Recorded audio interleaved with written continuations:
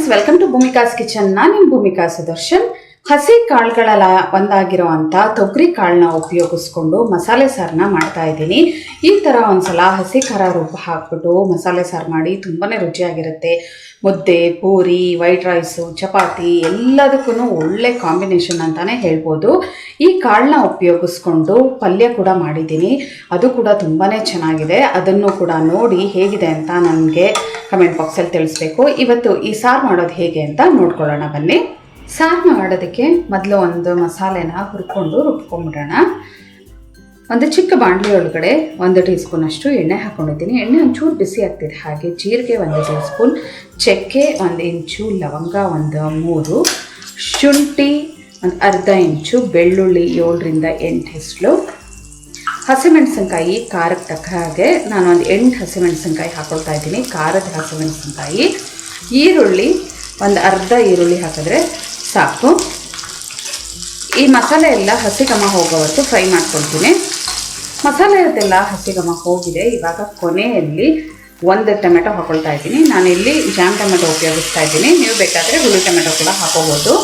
ನೀವು ರುಬ್ಬೋದಕ್ಕೆ ಹಾಕೋಕ್ಕೆ ಇಷ್ಟಪಡದೇ ಇದ್ದವರು ಬೇಕಿದ್ದರೆ ನೀವು ಒಗ್ಗರಣೆಯಲ್ಲಿ ಈ ಈರುಳ್ಳಿನ ಕಾಳು ಹಾಕ್ತಿರಲ್ಲ, ಆ ಟೈಮಲ್ಲಿ ಕೂಡ ಈ ಟೊಮೆಟೊನ ಹಾಕೋಬೋದು.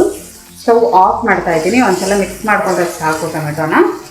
ತಣ್ಣಗಾದ್ಮೇಲೆ ಮಸಾಲೆ ಎಲ್ಲ ಮಿಕ್ಸರ್ ಜಾರ್ ಒಳಗಡೆ ಹಾಕ್ಕೊಂಡಿದ್ದೀನಿ. ಹುರ್ಗಡ್ಲೆ 1 ಟೀ ಸ್ಪೂನ್, ಹಸಿ ತೆಂಗಿನ ತುರಿ 2 ಟೇಬಲ್ ಸ್ಪೂನ್, ಧನಿಯಾ ಪುಡಿ 1 ಟೇಬಲ್ ಸ್ಪೂನ್, ಹುರ್ತಿ ಪುಡಿ ಮಾಡಿಟ್ಕೊಂಡಿರೋವಂಥದ್ದು. ನಿಮ್ಮ ಹತ್ರ ಅದಿಲ್ಲ ಅಂತ ಅಂದರೆ ನೀವು ಮಸಾಲೆ ಏನು ಹುರಿತೀರಲ್ಲ ಆ ಟೈಮಲ್ಲೇ 1 ಟೇಬಲ್ ಸ್ಪೂನ್ ಧನಿಯಾ ಕೂಡ ಹಾಕ್ಕೊಳ್ಳಿ. 1 ಹಿಡಿಯಷ್ಟು ಕೊತ್ತಂಬರಿ ಸೊಪ್ಪು. ಈ ಒಂದು ಮಸಾಲೆ ಸಾರಿಗೆ ಕೊತ್ತಂಬರಿ ಸೊಪ್ಪು ಒಂದು ಸ್ವಲ್ಪ ಜಾಸ್ತಿ ಹಾಕ್ಕೊಳ್ಳಿ, ಆವಾಗ ರುಚಿ ಚೆನ್ನಾಗಿರುತ್ತೆ. ಇವಾಗ ಇದಕ್ಕೆ ಸ್ವಲ್ಪ ನೀರು ಹಾಕ್ಕೊಂಡು ರುಬ್ಕೊಳ್ತೀನಿ. 1/4 ಕಪ್ಪಷ್ಟು ನೀರು ಹಾಕ್ಕೊಂಡು ನುಣ್ಣದಾಗಿ ರುಬ್ಕೊಂಡಿದ್ದೀನಿ. ಇವಾಗ ಒಗ್ಗರಣೆ ಹಾಕ್ಕೊಳ್ಳೋಣ.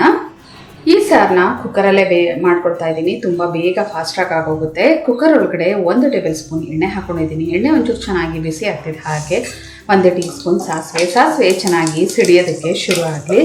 ಸಾಸಿವೆ ಒಂದು ಸ್ವಲ್ಪ ಸಿಡಿಯೋದಕ್ಕೆ ಶುರು ಆಗ್ತಿದೆ. ಹಾಗೆ 1 ಈರುಳ್ಳಿ, ಮೀಡಿಯಮ್ ಸೈಜ್ 1 ಈರುಳ್ಳಿ ಹಾಕೊಂಡ್ರೆ ಸಾಕು. ಜೊತೆಯಲ್ಲೇ 1 ಗರಿ ಕರಿಬೇವಿನ ಸೊಪ್ಪು, ಹಿಂಗು, ಚಿಟಿಕೆ ಎಲ್ಲ ಒಂದ್ಸಲ ಚೆನ್ನಾಗಿ ಮಿಕ್ಸ್ ಮಾಡ್ಕೊಳ್ತೀನಿ. ಈರುಳ್ಳಿದು ಹಸಿ ಘಮ ಹೋಗಬೇಕು, ಅಲ್ಲಿವರೆಗೂ ಫ್ರೈ ಮಾಡ್ಕೊಳ್ಳೋಣ.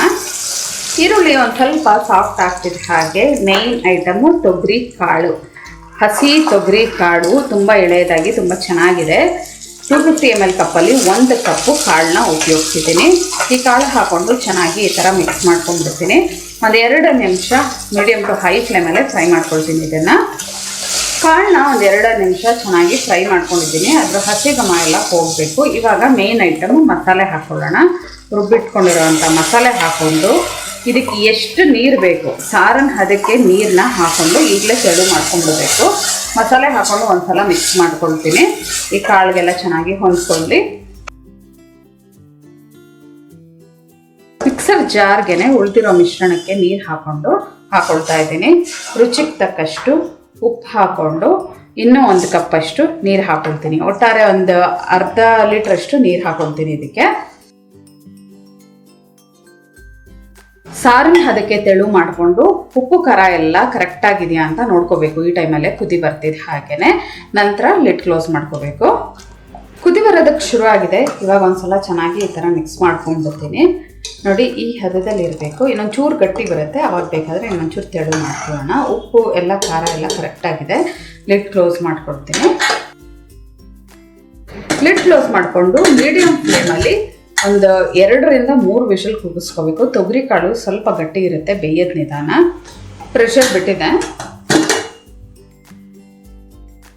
ಒಂದ್ಸಲ ಎಲ್ಲ ಚೆನ್ನಾಗಿ ಮಿಕ್ಸ್ ಮಾಡ್ಕೊಳ್ತೀನಿ. ಇವಾಗ ಇದನ್ನು ಒಂದು 2 ಕುದಿ ಕುದಿಸ್ಕೊಳ್ತೀನಿ.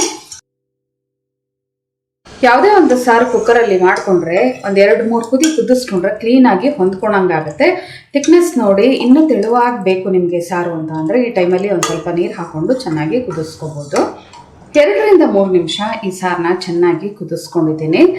ಸರ್ವ್ ಮಾಡೋದಕ್ಕೆ ರೆಡಿ ಇದೆ ನೋಡಿ. ಇವಾಗ ಸ್ಟವ್ ಆಫ್ ಮಾಡ್ಕೊಳ್ತಾ ಇದ್ದೀನಿ. ನಿಮಗೆ ಹುಳಿ ಸಾಕಾಗಲ್ಲ ಅಂತವರು ಸ್ಟವ್ ಆಫ್ ಮಾಡಿದ ನಂತರ ನೀವು ಯಾವಾಗ ಬಡಿಸ್ತೀರಾ ಊಟಕ್ಕೆ ಆ ಟೈಮಲ್ಲಿ ಒಂಚೂರು ನಿಂಬೆಹಣ್ಣಿನ ರಸನ ಹಾಕ್ಕೊಂಡು ಬಡಿಸ್ಬೋದು. ಹುಳಿ ಸಾಕಾಗಲಿಲ್ಲ ಅಂತ ಅಂದರೆ ಮಾತ್ರ. ನನಗೆ ಈ ಟೊಮೆಟೊ ಹುಳಿನೇ ಸಾಕು, ಅದಕ್ಕೋಸ್ಕರ ಇನ್ನೇನು ಹುಳಿ ಆಗ್ತಾ ಇಲ್ಲ. ಈ ತೊಗರಿ ಕಾಳಿನ ಸಾರು ಅಲ್ಲಿ ಮಾಡಿ ಅಲ್ಲೇ ತಿನ್ನಬೇಕು, ಆವಾಗಲೇ ತುಂಬ ರುಚಿಯಾಗಿರೋದು.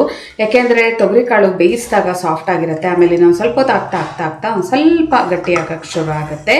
ಇದನ್ನು ಮುದ್ದೆ ಜೊತೆ, ವೈಟ್ ರೈಸ್ ಜೊತೆ, ಚಪಾತಿ, ಪೂರಿ ಎಲ್ಲದ್ರ ಜೊತೆನೂ ಸರ್ವ್ ಮಾಡ್ಬೋದು. ತುಂಬಾ ರುಚಿಯಾಗಿರುತ್ತೆ. ಇವತ್ತಿನ ಈ ಸಿಂಪಲ್ ರೆಸಿಪಿ ನಿಮ್ಗೆ ಇಷ್ಟ ಆಗಿದ್ರೆ ಲೈಕ್ ಮಾಡಿ, ಶೇರ್ ಮಾಡಿ. ಯಾರೆಲ್ಲ ಇನ್ನೂ ಭೂಮಿಕಾಸ್ ಕಿಚನ್ಗೆ ಸಬ್ಸ್ಕ್ರೈಬ್ ಆಗಿಲ್ಲ ದಯವಿಟ್ಟು ಸಬ್ಸ್ಕ್ರೈಬ್ ಆಗಿ. Thanks for watching.